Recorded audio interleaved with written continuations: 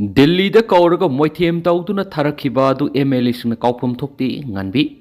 awaba mayuknari bi state asigi miyamgi ayaba yaudravadi Delhi da lakpa ngamloi haifam thui Delhi da kauraga kyara khana moithem tawduna tharakiba adu MLA singna kaupam thokti haina amkil gi president loremam nganbi na phongthokri amkil kangla mai poirei leimarol situwa amwoba nupi samas kawa tamisingmi wok mepwak kil CLK Isal Nilak Axel gi apunba marfuga taruk suba nupi lal numit observation committee na sinduna kunung lampak leiba lamyan ba sanglenda ngarang pangthokiba marfuga taruk suba nupi lal numit thoramda saruk yaraduna wafam asi makna phongdokhibani thauramadura president member oina saruk yakibi amkil gi president loremam nganbina pawmisingda hai India na Jammu and Kashmir ot naibigi thawonggu Manipur su sathraklabadi thawai tharab su thana khunai sigi nupi singna sapsana mayuknarakani maram khangdrabadi Delhi da phana kauraklabasu lamdam asigi miyamgi mihut singna satham tokti lamdam asigi miyamgi awab yaudana Delhi da lakpa ngamloi hayani tangkak kya thokna Delhi da kauraga moithem tawduna tharakiba du MLA singna kha kaupam tokti Zeribam apikpa angang yauna nupi da miyot minai sataduna minung silaitana hatok pikraba phawba laiba asigi lusingba amatana wapam amata phongdoktana tumina laikibadu peningai oidi adubu thenglabasu thengna laiba asigi president Manipur laktuna nopilan gi thauna phabi imasingi maphamda ikai khumnabu utlaba asimakti thagani hai oi president su state asidagi hankraba matung oihoriba phibam kupna miyeng thamduna kari thorang pekhatpe yabagi haibadu makha thabasingda pautak pi haningai khi mangna hai Manipur na India ra tinkhiba matamda laiba asigi constitution matung ina Manipur gi territorial integrity kahaloi haiba wapum yakhi haina akhang ahi singna phongdokna bo wafam se leiri adubo thengthang kya Manipur gi saktam kahanna bo hona bigi thawng manba singsa tharak padinga si phawba lep leitri haina lawi lamdam asigi thawdo wathok singda nupi singna mang thana sonthok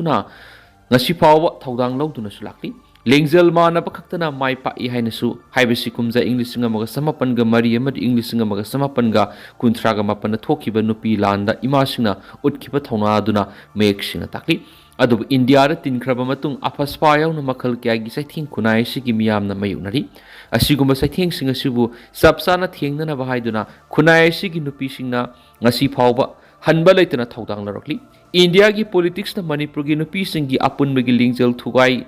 thugai ragi matagum divide and rule policy sa tharakpagi mami su taraktabanati adubu lamda masigi waiba ihau laklabadi nupi sing amat oina punchinnarakpagi mami ngasi su adumak tari India na wat panaiba henjilabadi Manipur gi nupi khunai na khak tomina laithokloi maram aduna tha asigi taraga mari da Delhi da makok thongba singna kaurai haiduna satkadoriba MLA singasi wakhal muna khalaningai ki Sudan gi paramilitary force na drone sizinaduna landaba da pikliba angang kunthra homdo yauna puna yankai sikri Sudan gi paramilitary force na drone sizinaduna landaba da pikliba angang kunthra homdo yauna puna yankai sikri miyoi kiyamana sauna asu apanangkri haidi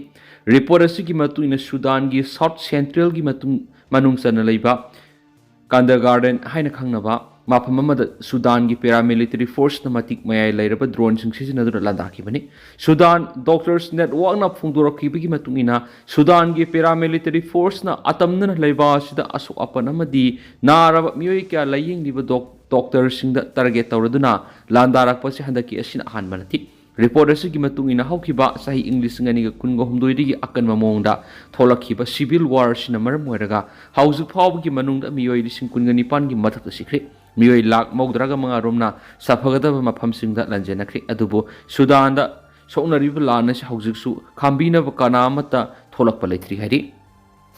panam pausigi editorial myamna thamjari president saruk yabagi wohan tok leheningi Kanglai pak ngasidi Manipur kauraba lamdam asida pokhiba nupi singi mathauna amadi marai bak maramdam gidama kathokhiba singasigi Manipur gi miyamna ikai khumnabigi thauram Manipur natana malem gi mafam kyada mitei sing kundaba mafam sing su pangthoknabigi sem sandaram lagani khali asigomlaba thauram asi Manipur lengan state ki thakta marfuga taruk suba nupi lal gi thauram sem saba hawna khibagi pau tabada natana India gi president Draupadi Murmuna thauram asigi marueba ikai khumnabigi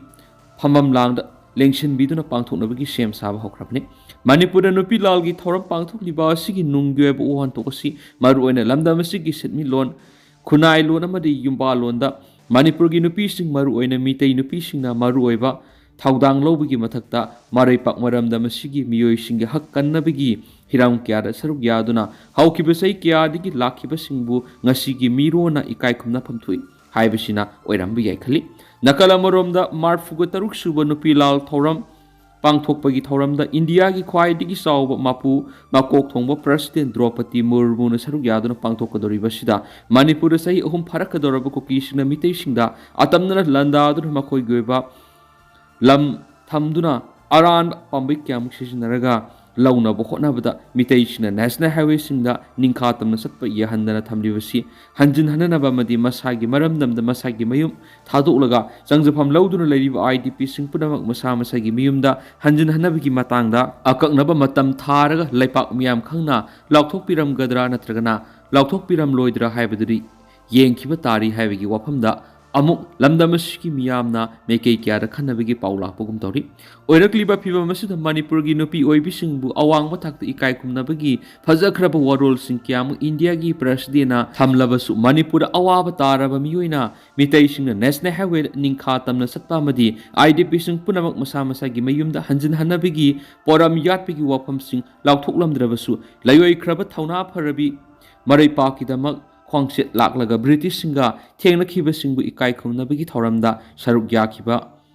wahanthok leigadra haibigi wahang sing amuk hangnaraklabagi maram oigadra khali adubu amabu oiro india gi nupi singi maraktagi president oiribi amana manipur gi puwari sanagi mayengna iduna leiriba nupi lal gi thoram marfugu taruk suba oina laipak ki thakta pangthokpa thoramda india gi nupi president thabak yaduna pangthokadoriba haibasimadi laipak pungjau thinbaga loinana malem gi miyamna sungsoi soidana khangdaramgani aduga manipur gi nupi lal gi thoramda india gi nupi president saruk yaba ahanba sukngasigi laipa asigi president oiribi ikai khumna jaribi Draupadi Murmu no oiragani maram aduna manipur gi oina state na pangthokpa khwaidigi chawba thoram singi manungda ama oiriba marfuga taruk subu nupi lal gi thoramda india gi nupi president na ahanba saruk yabagi thoramda state asigi maru oiba hiram kya gi matangda asanba miyengda akhanaba oiba maru oiba thoram Kharadi president laipak miyamna pangthoknabagi poram yatpiramgani haina lamdamasigi miyamna khannaramgani khangna president na laukthokhanningi haiba panam pauksigi editorial miyamna thamjari Israel na Lebanon da mathang landakhri Lebanon gi kha amasum nongpok thangba sarukta irai numita Israel na air strike mathang tokre haina state media na phongtokri sai pharaba ceasefire ama lairaba power asigumba red singchathaba handakisina khwaidigi nawoi air strike singadu Hezbollah laifam singda target tawbani haina Israel gi army naiki Lebanon government gi national news agency NNA na Israel border dagi kilometer kuntra mile kulom lapa mafam yauna tungan matam na satakhiba air strike singadu yamna kanki English singani ga kunga mari gi November thada ceasefire ama sahi tawna khrabusu Israel na Lebanon da attack adumak tokhi ceasefire gi matungina Iran sogat militant group Hezbollah ga sahi ama helaba kapnaba loishin pham thokpane dubo Israel na attack tawba leptabagi mathakta maru oina mafam manga da lanmi singsu thamli gaina su paus na makhatari Haojik2 Pao mamang Biren yaona MLA khara Delhi gi damak Imphal airport thadona khre